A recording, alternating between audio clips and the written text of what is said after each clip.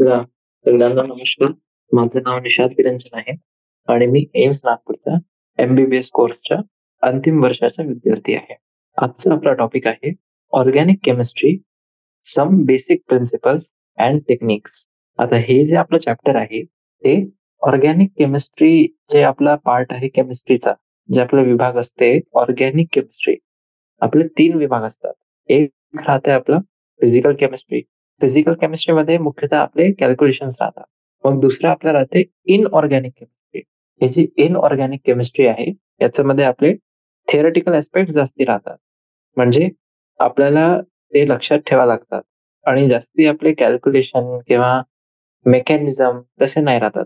फक्त फॅक्ट्स राहतात आणि ते जे आपले फॅक्ट्स आहे, ते आपल्याला लक्षात ठेवावे लागते आणि तेच आपले सरळ-सरळ प्रश्न आपल्याला विचारतात ते परीक्षामध्ये. मग जे तिसरं आपला पार्ट असते ते आपलं असते ऑर्गॅनिक केमिस्ट्री.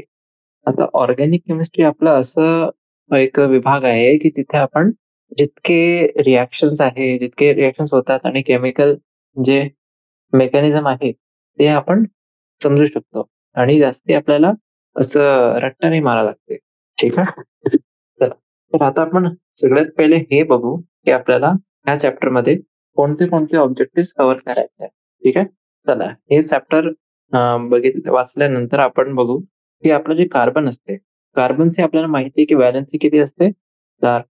आता ही जी टेट्रा व्हॅलेन्सी आहे कार्बनची, त्याचे काय-काय कारण आहे ते आपण समजू एकदा. आणि जे ऑर्गॅनिक मॉलिक्युल्सचे आपले शेप्स राहतात, ते कसे ओरिएंटेड राहतात स्पेस टाईममध्ये, त्याचे काय-काय कारण आहे ते आपण बघू एकदा. ठीक आहे? मग आपण काय करू, जे ऑर्गॅनिक मॉलिक्युल्स आहेत, ऑर्गॅनिक मॉलिक्युल्सचे स्ट्रक्चर्स आहे ते आपण लिहू. म्हणजे वेगळे-वेगळे आपले प्रकारचे स्ट्रक्चर्स असतात. तर कसं आपण लिहू शकतो ते ऑर्गॅनिक मॉलिक्युल्सला, तर त्यांचे आपण स्ट्रक्चर्स बघू एकदा. ठीक आहे? मग आपण ऑर्गॅनिक कंपाउंड जे आहे त्यांना आपण क्लासिफाय करू. ठीक आहे? की त्यांचं क्लासिफिकेशन कसं असते, काय बेसिस राहते क्लासिफिकेशनचा, ते सगळं आपल्याला बघायचं आहे. मग जे आपले कंपाउंड्स आहेत, ते कंपाउंड्सचं नावं आपण ठेवू according to IUPAC system of nomenclature आणि त्यांचं नाव आहे, ते नावापासून आपण त्यांचे स्ट्रक्चर्स पण डिराईव्ह करू. म्हणजे आपल्याला फक्त नाव पाहिजे आणि मग आपण स्ट्रक्चर्स पण काढू शकतो त्याच्याने. ठीक आहे?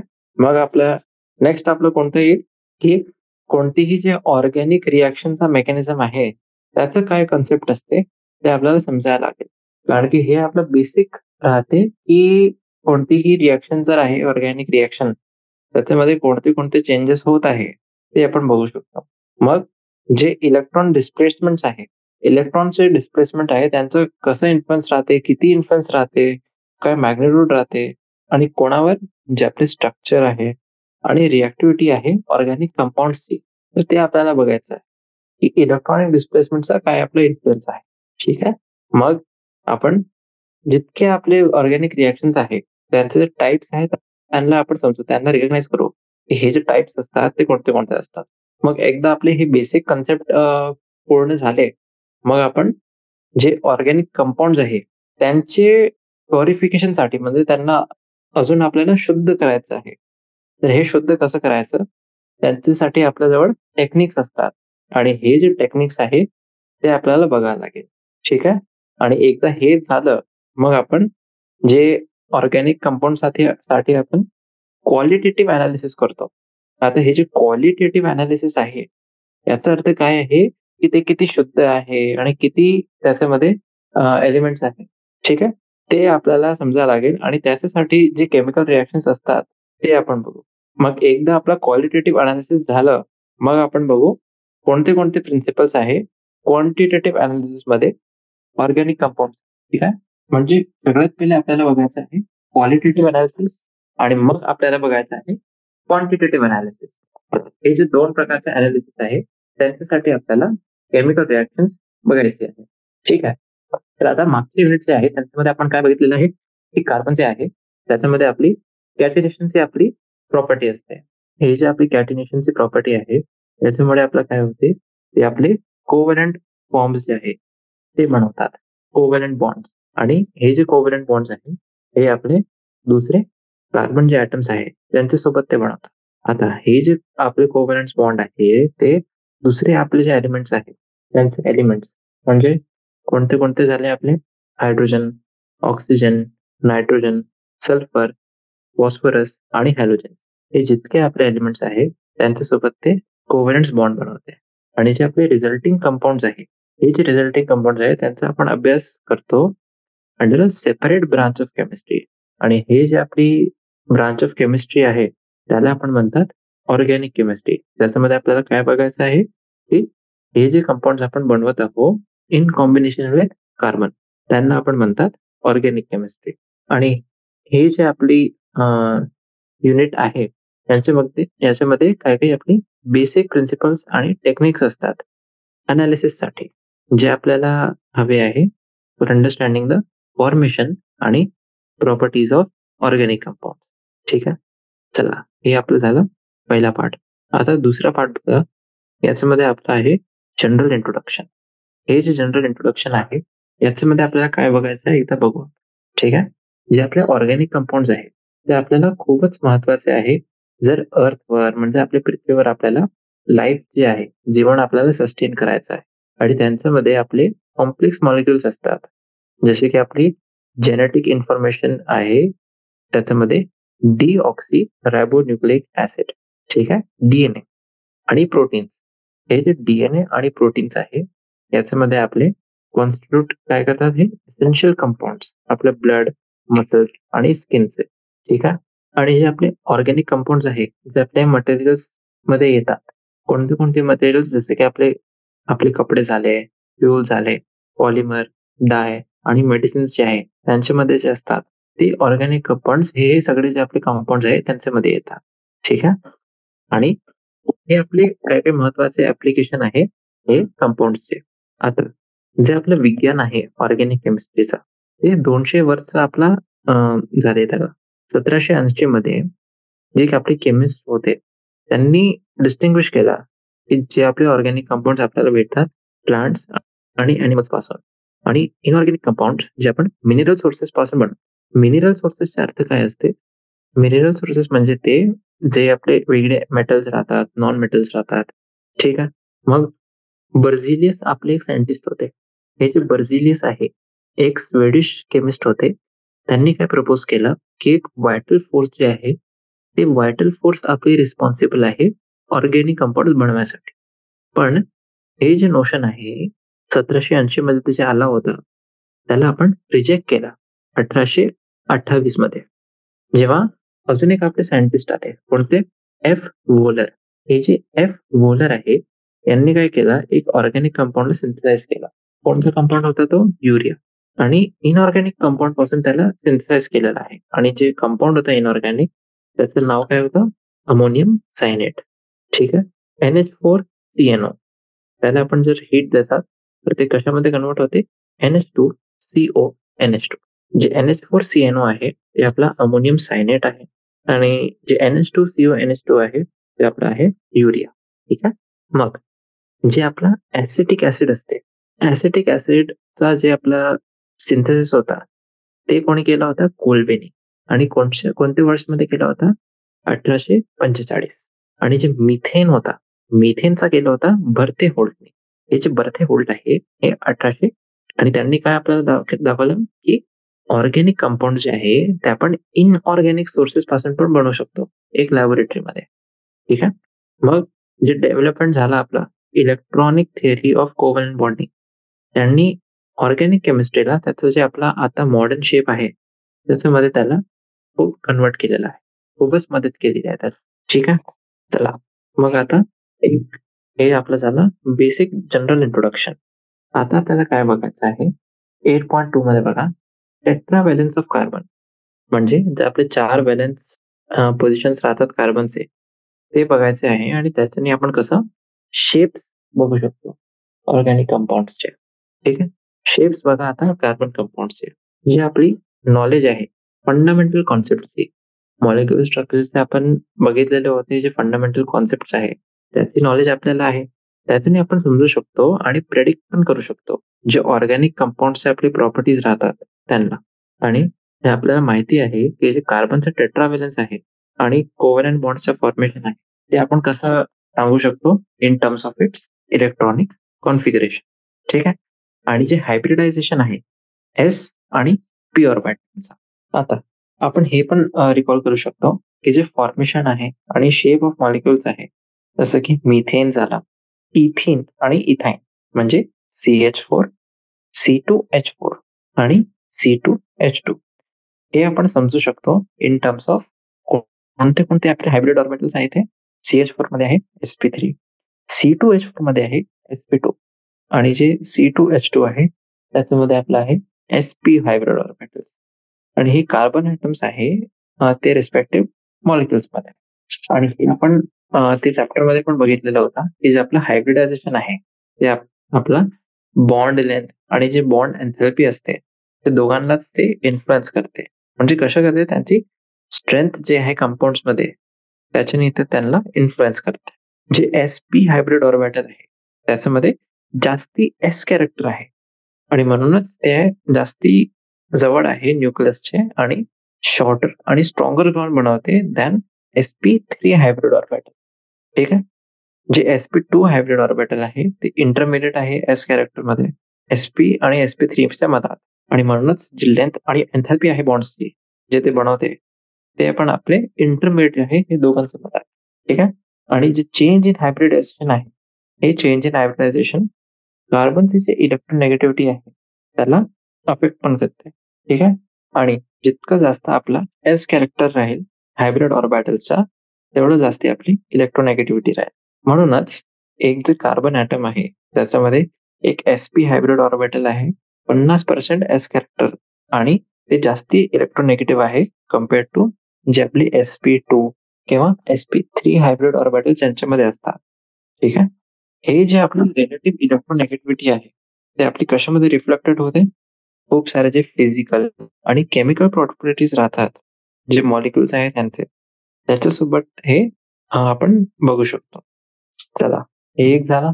आता नेक्स्ट बघा, जे आपले पाय बॉन्ड्स असतात, हे जे आपले पाय बॉन्ड्स आहे हे पाय बॉन्डचे आपल्याला काही काही कॅरेक्टरिस्टिक फीचर्स आपल्याला बघायचे आहे. ठीक आहे. पाय बॉन्ड फॉर्मेशन मध्ये जे पॅरल ओरिएंटेशन आहे दोन पी ऑर्बिटल्सच्या ऑन ऍडजसंट ॲटम्स ते हवी आहे आपल्याला एक प्रॉपर साइडवाइज ओव्हरलॅपसाठी. आता CH2 डबल बॉन्ड CH2 हे जे मॉलिक्युल आहे याच्यामध्ये जितके आपले एलिमेंट्स आहे ते आपले सेम प्लेन मध्ये व्हायला पाहिजे. ठीक आहे. जे पी ऑर्बिटल्स आहेत ते आपले म्युच्युअली पॅरलल राहतात आणि दोघे जे आपले पी ऑर्बिटल्स आहे ते परपेंडिक्युलर आहे to the plane of molecule. Rotation जेव्हा आपण करतो एक CH2 फ्रॅगमेंटचा विथ रिस्पेक्ट टू अदर ते आपलं इंटरफेअर करते maximum overlap of P orbital सोबत. ठीक आहे. आणि म्हणूनच असं जे रोटेशन आहे about carbon carbon double bond ते आपलं रेस्ट्रिक्ट होऊन जाते.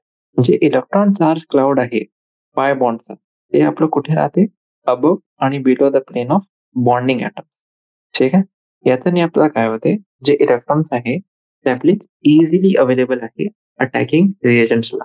आणि इन जनरल जर आपल्याला बघायचं आहे तर पाय बॉन्ड जे असतात त्यांच्यामध्ये सगळ्यात जास्ती आपले रिॲक्टिव्ह सेंटर्स राहतात ते मॉलिक्युल्स मध्ये. आणि हे जे मॉलिक्युल त्यांच्यामध्ये मल्टिपल बॉन्ड्स आहे. ठीक आहे. आता नेक्स्ट आपण बघू एक सॅम्पल प्रॉब्लेम. हे जे सॅम्पल प्रॉब्लेम आहे ते आपलं आहे 8.1. 8.1 मध्ये बघा किती आपल्याला सिग्मा आणि पाय बॉन्ड्स पाहिजे, म्हणजे किती आहे या मॉलिक्युल्स मध्ये ते आपल्याला सांगायचं आहे. पहिला आपला मॉलिक्युल आहे CH triple bond C bond CH double bond CH CH3. आणि दुसरा जे आपला मॉलिक्युल आहे ते कोणतं आहे, असंच आहे पण CH2 double bond C double bond CH CH3. तर ए मध्ये किती आहे, सिग्मा कार्बन कार्बन बॉन्ड्स किती आहे 4. कार्बन आणि हायड्रोजन मध्ये सिग्मा बॉन्ड्स किती आहे 6. आणि पाय बॉन्ड जे आहे कार्बन कार्बन मध्ये ते आहे 1. कार्बन ट्रिपल बॉन्ड कार्बन याच्यामध्ये पाय बॉन्ड किती आहे 2. आणि तसंच आपलं बी साठी. ठीक आहे. हे झाले आपले सिग्मा बॉन्ड्स किती राहतात आणि पाय बॉन्ड्स किती राहतात. मग बघा आपल्याला हे सांगायचं आहे की हे जितके इथे कंपाऊंड दिलेले आहे हे कंपाऊंड मध्ये प्रत्येक कंपाऊंड मध्ये जे कार्बन आहे त्याचा टाइप ऑफ हायब्रिडायझेशन कसं आहे. ठीक आहे. CH3Cl CH3Cl मध्ये जे कार्बनचं हायब्रिडायझेशन आहे ते किती आहे sp3. मग आपलं झालं CH3 2 टाइम्स CO. याच्यामध्ये sp3 आहे आणि sp2. जे CH3 वाला आहे त्याच्यामध्ये sp3 आहे आणि जे सी डबल बॉन्ड म्हणजे CO आहे त्याच्यामध्ये sp2 आहे. ठीक आहे. मग आपल्या इथे CH3CN. हे जे CH3CN आहे याच्यामध्ये आपलं कसं आहे, sp3 आहे एक कार्बनचा, आणि जे आपलं दुसरा कार्बन आहे हे वाला, जे नायट्रोजन सोबत अटॅच्ड आहे त्याचं हायब्रिडायझेशन आहे sp हायब्रिडायझेशन. ठीक आहे. मग डी वाला बघा, डी वाल्यामध्ये HCONH2. ठीक आहे. याच्यामध्ये जे कार्बन्स आहे ते किती आहे, sp2 हायब्रिडायझेशन. मग ई वाला प्रॉब्लेम बघा, CH3CH डबल बॉन्ड CN. तर एक आपल्याला माहिती आहे CH3 वाला कोणता आहे, sp3 आहे. CH आणि CH जे आहे ते आपले sp2 आहे. आणि एक जे कार्बन ट्रिपल बॉन्ड सोबत आहे नायट्रोजन सोबत, त्याचं किती आहे, sp हायब्रिडायझेशन. बरोबर. चला हे 2 झाले. आता तिसरा प्रॉब्लेम बघा. आपल्याला स्टेट ऑफ हायब्रिडायझेशन लिहायचा आहे कार्बनचा प्रत्येक कंपाऊंडमध्ये, आणि आपल्याला हे पण सांगायचं आहे की हे जे प्रत्येक मॉलिक्युल आहे त्याचा शेप कसा आहे. ठीक आहे. CH2 डबल बॉन्ड O याच्यामध्ये sp2 हायब्रिडाइज्ड कार्बन आहे आणि याची सिमेट्री कशी राहील, ट्रायगोनल प्लेनर. मग आपला आहे sp3 जे दुसरा मॉलिक्युल आहे CH3F. याच्यामध्ये पण sp3 हायब्रिडाइज्ड कार्बन आहे, पण याची सिमेट्री आपली टेट्राहेड्रल राहील. का बरं? कारण की हे फ्लोरीनचा आपला जे मॉलिक्युल आहे ते आपला एक्स्ट्रा आहे. मग सी वाला मॉलिक्युल बघा, CH ट्रिपल बॉन्ड N, आणि हे आपले याच्यामध्ये किती आहे, sp हायब्रिडाइज्ड कार्बन आहे. आता sp हायब्रिडाइज्ड जर आहे म्हणजे याचं जे जॉमेट्री आहे, जे शेप आहे ते कसं राहील, लिनियर. ठीक आहे. चला नेक्स्ट बघा. नेक्स्ट आपल्याला बघायचं आहे structural representation of organic compound. जे आपले ऑर्गॅनिक कंपाऊंड्स आहे त्यांचं आपल्याला स्ट्रक्चरल रिप्रेझेंटेशन बघायचं आहे की त्यांना आपण कसं स्ट्रक्चरनी रिप्रेझेंट करतो. आणि जे आपला पहिला आता याच्यामध्ये सब टॉपिक आहे ते कोणतं आहे, कम्प्लीट, कंडेन्स्ड आणि बॉन्ड लाईन स्ट्रक्चरल फॉर्म्युला. कोणतं आहे, कम्प्लीट आहे, कंडेन्स्ड आहे आणि बॉन्ड लाईन. बॉन्ड लाईनचे जे आपले स्ट्रक्चरल फॉर्म्युलाज असतात ते आपल्याला सांगायचे आहे. जे स्ट्रक्चर्स राहतात ऑर्गॅनिक कंपाऊंडचे त्यांना आपण खूप साऱ्या प्रकारांनी डेपिक्ट करू शकतो. एक आहे आपला लुईस स्ट्रक्चर किंवा डॉट स्ट्रक्चर, मग डॅश स्ट्रक्चर, मग आपलं कोणतं राहते, कंडेन्स स्ट्रक्चर, आणि एक राहते बॉन्ड लाईन स्ट्रक्चर. हे जे आपले जितके हे आहे ते आपले काही काही स्पेसिफिक टाइप्स आहे यांचे. जे आपले लुईस स्ट्रक्चर आहे त्यांना आपण सिम्प्लिफाय करू शकतो. जे आपलं 2 इलेक्ट्रॉनचा कोव्हॅलेंट बॉन्ड आहे त्यांना आपण कसं रिप्रेझेंट करू, आपण एक डॅश बनवून देऊ त्याच्यावर. आणि असं जे आपलं स्ट्रक्चरल फॉर्म्युला असते ते आपलं कशावर फोकस करते, जितके इलेक्ट्रॉन्स आपले बॉन्ड फॉर्मेशन मध्ये इन्व्हॉल्ड आहे त्यांना ते रिप्रेझेंट करते. सिंगल जर डॅश आहे त्याचा अर्थ काय असते की एक सिंगल बॉन्ड आहे. डबल डॅश म्हणजे डबल बॉन्ड आहे, आणि ट्रिपल डॅश जर कुठे आहे तर ते आपला ट्रिपल बॉन्ड आपल्याला सांगते. ठीक आहे. लोन पेअर ऑफ इलेक्ट्रॉन जर आहे वर, त्याचं एक्झाम्पल काय आहे, ऑक्सिजन, नायट्रोजन, सल्फर, हॅलोजन, ते आपण दाखवू शकतात. आणि आपण तसं म्हणजे आपल्या चॉईसवर आहे, ते आपल्याला दाखवायचं आहे तर आपण दाखवू शकतो. जर नाही दाखवायचं आहे ते पण आपलं व्हॅलिड आहे. ठीक आहे. म्हणूनच जे आपलं इथेन आहे, इथेन म्हणजे C2H6, इथिन आहे C2H4, आणि जे इथाईन आहे C2H2, आणि मग दुसरा आपला कोणता मॉलिक्युल आहे, मेथेनॉल. मेथेनॉल आपला आहे CH3OH. ठीक आहे. यांना आपण रिप्रेझेंट करू शकतो जे आपले स्ट्रक्चरल फॉर्म्युलास खालती दिलेला आहे त्याचे. आणि हे जे रिप्रेझेंटेशन आहे जे आपण आता खालती बघू ते आपले काय म्हणतात, आपण त्यांना कम्प्लीट स्ट्रक्चरल फॉर्म्युला.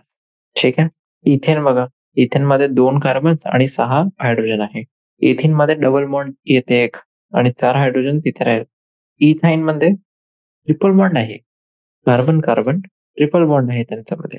मग आपलं आहे मेथेनॉल.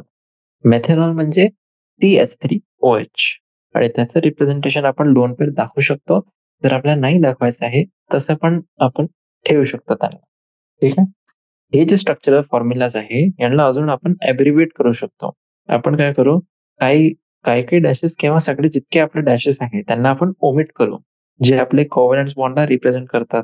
आणि आपण काय इंडिकेट करू, जितके आपले आयडेंटिकल ग्रुप्स आहे ते एक ॲटमनी अटॅच जे आहे त्यांना आपण एक सबस्क्रिप्टनी आपण रिप्रेझेंट करावं. ठीक आहे. आणि हे जे आपलं एक्सप्रेशन जे आपण आता येईल आपला कोणत्याही कंपाऊंडचा त्याला आपण काय म्हणतो? कंडेन्स्ड स्ट्रक्चरल फॉर्म्युला म्हणतो. ठीक आहे. म्हणूनच इथेन, इथाईन, इथीन आणि मेथनॉल त्यांना आपण कसं लिहू शकतो? CH3 इथेन झालं. CH2 double bond CH2 ethene झाला. CH ट्रिपल बॉन्ड CH इथाईन झाला आणि CH3OH हे जे CH3OH आहे ते आपला मेथनॉल आहे. ठीक आहे. तसंच हे जे आपलं पूर्ण मॉलिक्यूल आहे याच्यामध्ये 8 आपले कार्बन ॲटम्स आहेत. त्याला आपण कसं कंडेन्स करू शकतो? CH3, CH2, 6 times CH3. ठीक आहे. अजून जर आपल्याला सिम्प्लिफाय करायचं आहे, ऑर्गॅनिक केमिस्ट आपले अजून एक आपलं जे प्रकार आहे त्याच्याने ते रिप्रेझेंट करतात. जे स्ट्रक्चर्स आहे त्यांना रिप्रेझेंट करतात. ज्याच्यामध्ये फक्त आपण लाईनचा प्रयोग करतो. हे जे आपले लाईन्सचा प्रयोग करत आहोत आपण, हे वाला जे आपला मेथड आहे त्यांना आपण काय म्हणतात? Bond line structural representation. काय म्हणतात? Bond line. ठीक आहे. हे स्ट्रक्चरल रिप्रेझेंटेशन मध्ये जे कार्बन आणि हायड्रोजन बॉन्ड्स आहे त्यांना आपण नाही दाखवतो आणि जे लाईन्स आहे जे कार्बन कार्बन बॉन्ड्सला रिप्रेझेंट करत आहे त्यांना आपण एक झिग झॅग फॅशन झिगझॅग जे आपलं एक असते त्याच्यामध्ये आपण लिहू त्याला. आणि कोणते कोणते आयटम्स असे आहेत जे आपण स्पेसिफिकली लिहितो याच्यामध्ये, तर ते आहे आपले ऑक्सिजन, क्लोरीन, नायट्रोजन आणि असे एलिमेंट्स.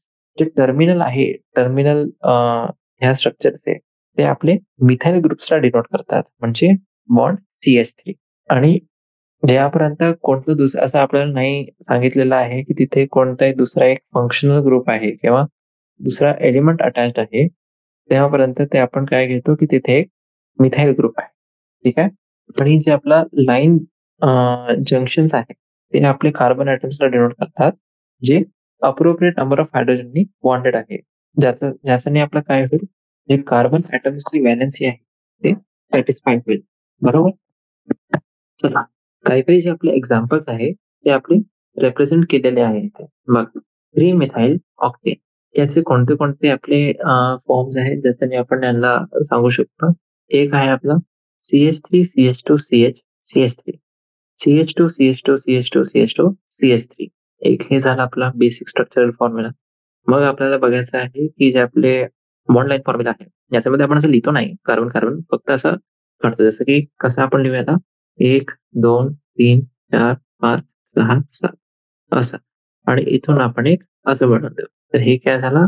हे जे टर्मिनल आहे ते CH3 आहे आणि बाकीचे जितके आहे आपले त्याच्यामध्ये आपल्याला हे बघायचं आहे की किती व्हॅलेन्सी त्याच कार्बनची यूज झालेली आहे आणि बाकीचे जे व्हॅलेन्सी आहे तिथे आपल्याला हायड्रोजन टाकायचं आहे.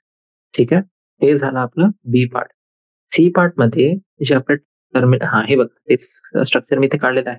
जे टर्मिनल्स आहेत आपल्याला मिथाइल ग्रुप सांगतात की तिथे मिथाइल ग्रुप आहे. ठीक आहे. आणि अजून कोणते कोणते वेज आहेत? 2 ब्रोमोब्युटेन हे जे 2 ब्रोमोब्युटेन आहे याला आपल्याला रिप्रेझेंट करायचं आहे. त्याच्यासाठी कोणते कोणते आपल्या जवळ वेज असतात? तर एक आपला आहे CH3CH Br CH2CH3. दुसरं आपलं कसं आहे? तेच बॉन्ड लाईन फॉर्म्युला आणि तिसरं तेच मी तुम्हाला सांगितलेलं आहे. ठीक आहे. मग बघा इथे आता आपण बघू सायक्लिक कंपाऊंडसाठी. जे आपले सायक्लिक कंपाऊंड आहे जितके त्याच्यामध्ये बॉन्ड लाईन फॉर्म्युला आपण कसा दाखवतात ते आपल्याला बघायचं आहे. एक आपला आहे सायक्लोप्रोपेन. प्रोपेन म्हणजे 3 कार्बन ॲटम्स आहे आणि सायक्लो आहे. म्हणजे याचं रिप्रेझेंटेशन कसं राहील? हे बघा, हे वाला डायग्राम. आणि जर आपल्याला कार्बन, हायड्रोजन असे सिम्बॉल्स त्यांचं नाही लिहायचं आहे, मग आपण फक्त असं लिहू. ठीक आहे. मग आपली सायक्लोपेंटेन आणि क्लोरोसायक्लोहेक्सेन. सायक्लोहेक्सेन आहे आणि क्लोरीन ॲटम पण आहे, जसं की इथे आहे. ठीक आहे. चला, तर हे आता समजलं तुम्हाला की जे आपण स्ट्रक्चरल रिप्रेझेंटेशन करतो ते आपण कसं करतो, कोणते कोणत्या प्रकारे आपण करतो आणि अजून कसं कसं आपण करू शकतो त्यांना. ठीक आहे. आता हे जितके आपले कंडेन्स्ड फॉर्म्युलाज आहे प्रत्येकला आपल्याला एक्सपांड करायचं आहे त्यांचे कम्प्लीट स्ट्रक्चरल फॉर्म्युला मध्ये. जे आपलं पहिलं आहे ते कोणतं आहे? CH3CH2CO CH2CH3. दुसरा आपला आहे CH3CH double bond CH CH2 3 times CH3. ठीक आहे. आणि याला जर आपण एक्सपांड करू, कम्प्लीट स्ट्रक्चरल फॉर्म्युला सांगितलेला आहे ते. तर हे स्ट्रक्चरल फॉर्म्युला आपण कसा लिहितो? CH3 CH2 C double bond O. ठीक आहे. CH2 CH3. मग आपल्याला बघायचं आहे जे दुसरं आहे. एक आहे CH3CH डबल बॉन्ड CH. तर हे जे मॉलिक्यूल आहे याच्यामध्ये ठीक आहे. तर याच्यामध्ये पण आपल्याला CH डबल बॉन्ड CH. ठीक आहे. हे झालं. हे बेसिक होतं आपलं. मग 8.5 बघायचं आता. 8.5 जे आहे 8.5 प्रॉब्लेम मध्ये प्रत्येक कंपाऊंडसाठी आपल्याला एक कंडेन्स्ड फॉर्म्युला लिहायचा आहे आणि त्यांचे जे बॉन्ड लाईन फॉर्म्युलाज आहे ते पण आपल्याला लिहायचे आहे. ठीक आहे. जसं की एक आहे याच्यामध्ये खूप सारे कार्बन आपण बघू शकतो.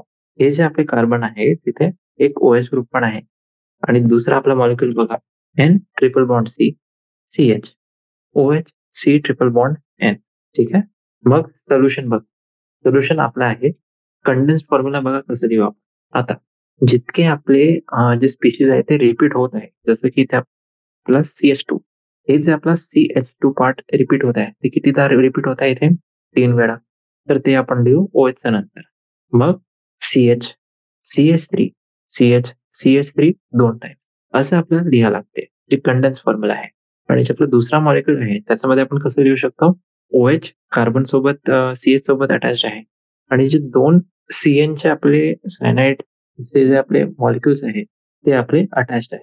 ठीक आहे. मग एक हे झाला आपला कंडेन्स्ड फॉर्म्युला आणि दुसरा आहे बॉन्ड लाईन फॉर्म्युला.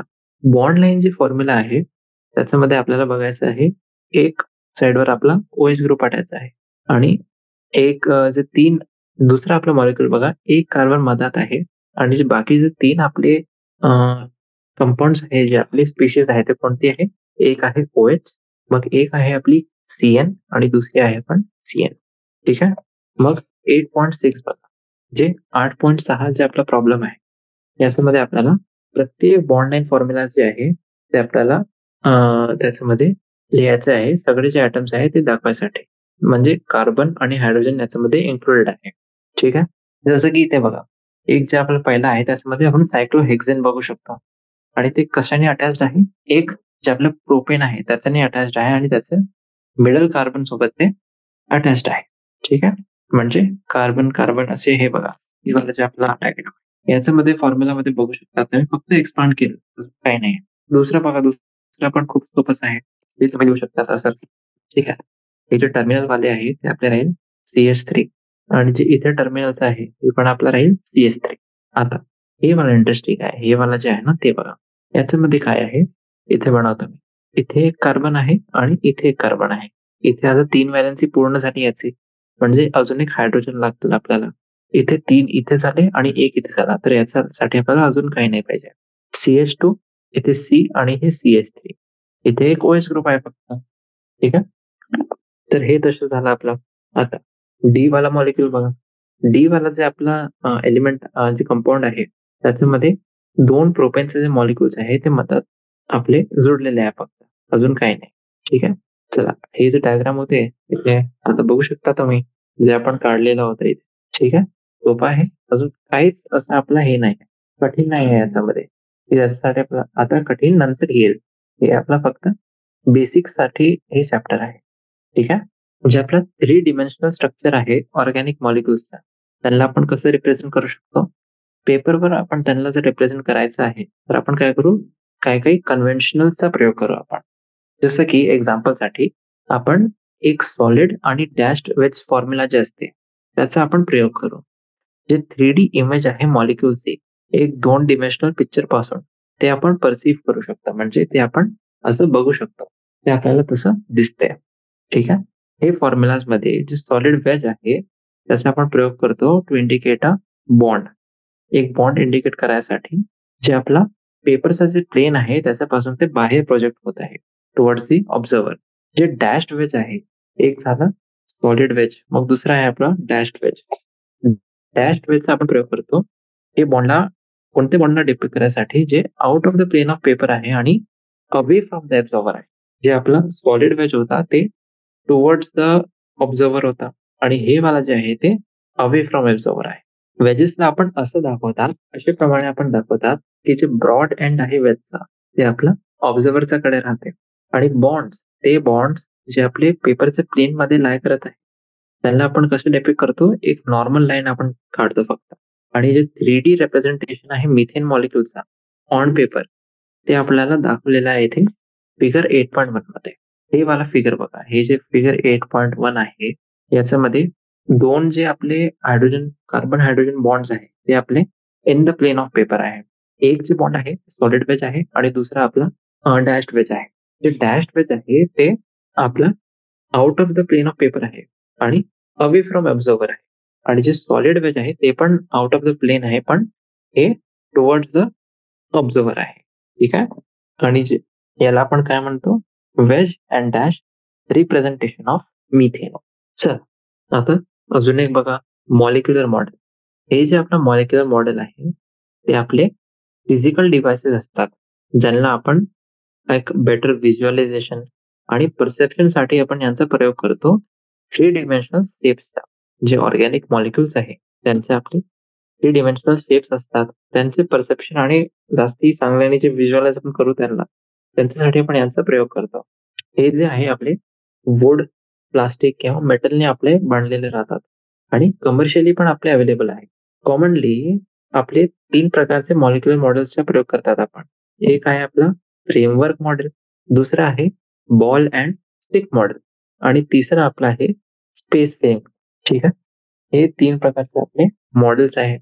आता जे फ्रेमवर्क मॉडेल आहे त्याच्यामध्ये बघा, फक्त ते बॉन्ड्स जे आपले एक मॉलिक्युल मध्ये ऍटम्सला कनेक्ट करतात त्यांना आपण दाखवतो आणि ऍटम्सला नाही दाखवत आपण, फक्त जे बॉन्ड्स आहे त्यांना आपण दाखवतो. ठीक आहे. हे मॉडेल आपला कोणत्या फॅक्टरवर एम्फसाइज करते, तर हे आपलं एम्फसाइज करते जे पॅटर्न ऑफ बॉन्ड्स आहे कोणत्याही मॉलिक्युलचा त्याच्यावर एम्फसाइज करते आणि जे साईज आहे ॲटम्सचा त्याला ते इग्नोर करते. ठीक आहे. बॉल आणि स्टिक मॉडेल बघा. बॉल आणि स्टिक मॉडेल जे आहे याच्यामध्ये दोघे जे ॲटम्स आहे आणि बॉन्ड्स ते दोघेही आपण दाखवतो. बॉल्स जे आपले राहतात ते आपले ॲटम्सला रिप्रेझेंट करतात आणि जे स्टिक आहे ते आपली स्टिक एक बॉन्डला डिनोट करते. ठीक आहे.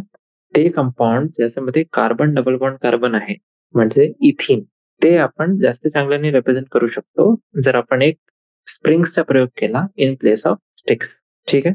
हे जे आपले मॉडेल्स आहे त्यांना आपण बॉल आणि स्प्रिंग मॉडेल म्हणतो. ठीक आहे. आणि जे स्पेस फिलिंग मॉडेल आहे ते कोणत्या फॅक्टरवर एम्फसाइज करते, जे प्रत्येक ॲटमचा बेस्ड ऑन त्याचा वॉन्डर वॉल्स रेडियस. ठीक आहे. हे असं जे आपलं मॉडेल आहे स्पेस फिलिंग मॉडेल, याच्यामध्ये आपण बॉन्ड्स नाही दाखवत. आणि हे वाला जे मॉडेल आहे ते आपल्याला काय कन्वे करते, जे व्हॉल्यूम ऑक्युपाइड आहे by each atom in the molecule.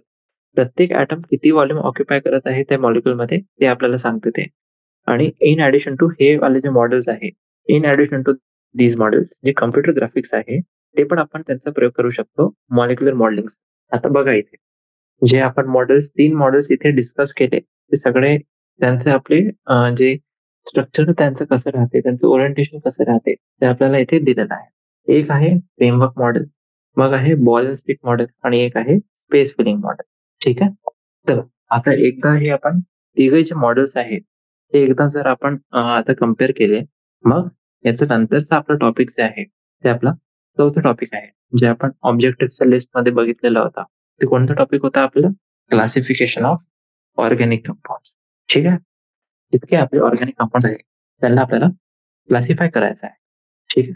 आणि हे जे क्लासिफिकेशन आहे ते कोणत्या फॅक्टरवर आपला डिपेंडेंट आहे ते आपण सांगू शकतो. आता जितके आपले एवढे सारे ऑर्गॅनिक कंपाऊंड्स आहे आणि त्यांचे किती नंबर, मतलब खूप सारे आपले कंपाऊंड्स आहेत जे आपण बनवू शकतात. ठीक आहे. तर त्यांनी आपल्याला हे आता नेसेसरी केलेलं आहे, आपण त्यांच्या स्ट्रक्चरच्या बेसिसवर. मी सांगितलेलं होतं ना तुम्हाला की कोणता बेसिस आहे ज्याच्याने आपण यांना क्लासिफाय करतो आपण. तर बेसिस जे आहे ते त्यांचं स्ट्रक्चर्स आहे आणि हे स्ट्रक्चर्स पासून आपण त्यांना क्लासिफाय करू शकतो. ठीक आहे. आता ऑर्गॅनिक कंपाऊंड जे आहेत त्यांना आपण ब्रॉडली कसं क्लासिफाय करतो, एक आपला क्लासिफिकेशन असं आहे ए सायक्लिक किंवा ओपन चेन कंपाऊंड. ठीक आहे. ते आपले पहिले कंपाऊंड आहे. मग दुसरे आपले आहे सायक्लिक किंवा क्लोज चेन कंपाऊंड. हे आपले दुसरे प्रकारचे मॉलिक्युल्स आहेत. आता जे सायक्लिक किंवा क्लोज्ड चेन कंपाऊंड आहे ज्यांना आपण काय म्हणतात, रिंग कंपाऊंड. हे वाले जे आपले कंपाऊंड आहे त्यांना आपण अजून 2 टाइप्स मध्ये क्लासिफाय करू शकतो. एक आहे आपले ॲलिसायक्लिक कंपाऊंड्स आणि दुसरे आहे एरोमॅटिक कंपाऊंड्स. आता जे ॲलिसायक्लिक कंपाऊंड्स आहे आपले, त्यांना अजून आपण 2 स्पेसीसमध्ये डिव्हाईड करू शकतो. एक आहे आपले होमोसायक्लिक किंवा कार्बोसायक्लिक कंपाऊंड आणि दुसरे आपले कोणते आहे? हेटेरोसायक्लिक कंपाऊंड. आता हे जे हेटेरोसायक्लिक कंपाऊंड्स आहे, हे आपले नॉन एरोमॅटिक राहतात. ठीक आहे. तर हे झाले आपले ॲलिसायक्लिक कंपाऊंड्स. मग आपले दुसरे येतात एरोमॅटिक कंपाऊंड्स. एरोमॅटिक कंपाऊंड्स कोणते आहे? तर एरोमॅटिक कंपाऊंड्स मध्ये आपले आहे मुख्यतः 3. एक आहे आपले बेन्झिनॉइड कंपाऊंड्स. ठीक आहे, म्हणजे बेन्झीन लाइक. मग आपल्या येतात नॉन बेन्झिनॉइड कंपाऊंड्स, म्हणजे जे एरोमॅटिक आहे पण ते बेन्झीन सारखे नाही आहे. आणि तिसरे जे आहे आपले, ते आपले येतात हेटेरोसायक्लिक एरोमॅटिक कंपाऊंड्स, म्हणजे ते हेटेरोसायक्लिक आहे पण ते एरोमॅटिक पण आहे. ठीक आहे. तर हे झाले आपले हेटेरोसायक्लिक एरोमॅटिक कंपाऊंड्स. आता हे सगळ्यात पहिला आपला प्रकार आहे जे मॉलिक्युल्सचा, ते आपण बघू. ए सायक्लिक किंवा ओपन चेन कंपाऊंड, म्हणजे काहीच असे क्लोज सायकल मध्ये नाही आहे आणि ओपन चेन कंपाऊंड आहे. हे जे मॉलिक्युल्स, हे जे कंपाऊंड आहे आपले, त्यांना आपण ॲलिफॅटिक कंपाऊंड पण म्हणतो आणि यांच्यामध्ये स्ट्रेट किंवा ब्रांच चेन कंपाऊंड असतात. ठीक आहे. एक्झाम्पल साठी तुम्ही बघू शकतात, एक आहे आपले इथेन. इथेन मध्ये आहे CH3CH3. मग आयसोब्युटेन. आयसोब्युटेनमध्ये CH3CH, CH3CH3. ठीक आहे. मग ॲसिटॅल्डिहाइड. आता असं हेच नाही आहे की फक्त कार्बन आणि हायड्रोजन पाहिजे. दुसरे जे आपले एलिमेंट्स आहे ते पण असू शकतात. दुसरे जे ॲटम्स आहे ते पण आपले बॉन्डेड असू शकतात त्याच्यासोबत. जसं की आपलं ॲसिटॅल्डिहाइड झालं. ॲसिटॅल्डिहाइड म्हणजे CH3 carbon, double bond oxygen, hydrogen. ठीक आहे. आणि चौथं जे आहे आपलं, ते आहे ॲसिटिक ॲसिड. ॲसिटिक ॲसिड म्हणजे CH3 C double bond O OH. ठीक आहे. चला, तर हे झाले आपले ॲलिफॅटिक कंपाऊंड्स किंवा ओपन चेन कंपाऊंड्स. आता आपण बघू सायक्लिक कंपाऊंड. सायक्लिक कंपाऊंड म्हणजे क्लोज चेन कंपाऊंड्स किंवा रिंग कंपाऊंड. यांच्यामध्ये सगळ्यात पहिले आपण बघू ॲलिसायक्लिक कंपाऊंड. जे आपले ॲलिसायक्लिक कंपाऊंड्स आहे ते काय असतात? त्यांच्यामध्ये कार्बन ॲटम्स राहतात जे एक रिंगच्या फॉर्म मध्ये जोडलेले आहे, म्हणजे होमोसायक्लिक आहे. फक्त कार्बनचे जे ॲटम्स आहे तेच आहे. दुसरं कोणताही ॲटम त्याच्यामध्ये नाही आहे. जर आला तर ते हेटेरोसायक्लिक होऊन जाईल. आता हे वाले कोणते आहे? होमोसायक्लिक. म्हणजे याच्यामध्ये कोणतं कोणते राहील? सायक्लोप्रोपेन, सायक्लोहेक्झीन आणि सायक्लोहेक्झेन. हे इंटरचेंज आहे. हे दोघे जे आहे ना, हे वाला सायक्लोहेक्झेन आहे आणि हे सायक्लोहेक्झीन आहे. ठीक आहे. आता कधी कधी काय होते, अदर देन कार्बन जे आपले ॲटम्स आहे ते पण आपले रिंग मध्ये राहतात. आणि असे जे आपले रिंग आहे, ज्याच्यामध्ये कार्बन पासून दुसरे एलिमेंट्स आहे रिंग मध्ये, त्यांना आपण काय म्हणतात? हेटेरोसायक्लिक कंपाऊंड. आणि जे एक्झाम्पल आहे हेटेरोसायक्लिक कंपाऊंडचा, ते कोणतं आहे? टेट्राहायड्रोफ्युरान. हे टेट्राहायड्रोफ्युरॉन्स आहे, हे तुम्ही ऐकलं असेल. जे आपले खूप सारे रिॲक्शन्स आहे आणि जे मेकॅनिझम राहतात त्यांच्यामध्ये येते टेट्राहायड्रोफ्युरान. आणि हे जे कंपाऊंड राहतात हेटेरोसायक्लिक, ते आपले ॲलिफॅटिक कंपाऊंड सारखेच काही काही प्रॉपर्टीज आहे जे हे दाखवतात. चला, तर एक झाले आपली ॲलिसायक्लिक कंपाऊंड. दुसरे आता आपल्या जवळ आहे एरोमॅटिक कंपाऊंड. एरोमॅटिक कंपाऊंड बघा. एरोमॅटिक कंपाऊंड जे आहे ते आपले स्पेशल टाईपचे कंपाऊंड आहे आणि डिटेलमध्ये आपण जे दुसरं युनिट आहे त्याच्यामध्ये आपण बघू. आणि याच्यामध्ये काय राहतात? बेन्झीन आणि सोबत रिलेटेड जे बाकीचे रिंग कंपाऊंड्स आहेत ते येतात. आणि जे बाकीचे रिलेटेड कंपाऊंड्स आहेत त्यांना आपण काय म्हणतात? बेन्झिनॉइड कंपाऊंड्स. आणि ॲलिसायक्लिक कंपाऊंड सारखेच जे आपले एरोमॅटिक कंपाऊंड्स आहे त्यांच्याजवळ आपला हेटेरो ॲटम येईल त्यांच्या रिंगमध्ये. ठीक आहे. असे जे कंपाऊंड्स आहेत त्यांना आपण हेटेरोसायक्लिक एरोमॅटिक कंपाऊंड्स म्हणतात. आणि काही काही एक्झाम्पल्स आपण बघू जे खूप सारे प्रकारचे एरोमॅटिक कंपाऊंड्स राहतात त्यांचे. एक आहे आपले बेन्झिनॉइड एरोमॅटिक कंपाऊंड. कोणते कोणते आहे? Benzene, aniline, naphthalene. आणि जे नॉन बेन्झिनॉइड कंपाऊंड आहे ते कोणते आहे? प्रोपोन. प्रोपोन म्हणजे हे बघा, ॲनिलीन तुम्हाला माहिती पाहिजे. एक बेन्झीन रिंग आहे आणि त्याचं एक कार्बन ॲटमला NH2 अटॅच्ड आहे. तर हे आपलं झालं ॲनिलीन. आणि नॅफ्थलीन जे बॉल्स आपले येतात ते आपण कपड्यामध्ये टाकतो, ते पांढऱ्या रंगाचे आपले जे बॉल्स असतात त्याचं फॉर्म्युला आपलं असं असते. ठीक आहे. मग आहे आपले हेटेरोसायक्लिक एरोमॅटिक कंपाऊंड. हे जे हेटेरोसायक्लिक एरोमॅटिक कंपाऊंड आहे ते 3 प्रकारचे आहे. एक आहे आपला प्युरान, दुसरा आहे थायोफिन आणि तिसरा आपला आहे पायरिडीन. ठीक आहे. ऑर्गॅनिक कंपाऊंड्सला क्लासिफाय करायसाठी अजून एक बेसिस आपला असते फंक्शनल ग्रुपचा आणि यांना आपण क्लासिफाय करतो फॅमिलीज किंवा होमोलॉगस सिरीज मध्ये. ठीक आहे. चला तर हे झाले आपले ॲलिफॅटिक कंपाऊंड आणि जे आपले एरोमॅटिक कंपाऊंड राहतात. एरोमॅटिक मध्ये बेन्झिनॉइड आणि नॉन बेन्झिनॉइड कंपाऊंड. ठीक आहे. आता अजून बघा जे आपले फंक्शनल ग्रुप्स आहे, फंक्शनल ग्रुपचा अर्थ काय असतो? सगळ्यात पहिले आपल्याला हे बघायचं आहे की फंक्शनल ग्रुपचा अर्थ काय राहते. आता फंक्शनल ग्रुप म्हणजे एक ऍटम किंवा अशा ग्रुप ऑफ ऍटम जे आपले कार्बन चेन सोबत जोडलेले राहतात आणि ते आपले रिस्पॉन्सिबल राहतात कॅरेक्टरिस्टिक केमिकल प्रॉपर्टीजसाठी. जे ऑर्गॅनिक कंपाऊंडचे कॅरेक्टरिस्टिक केमिकल प्रॉपर्टीज असतात त्यांच्यासाठी ते रिस्पॉन्सिबल राहतात. आता एक्झाम्पल्स काय काय आहे फंक्शनल ग्रुपचे? एक आहे आपला हायड्रॉक्सिल ग्रुप OH, मग एल्डिहाइड ग्रुप जे आहे आपला CHO आणि आपले दुसरे आहे कार्बॉक्सिलिक ऍसिड.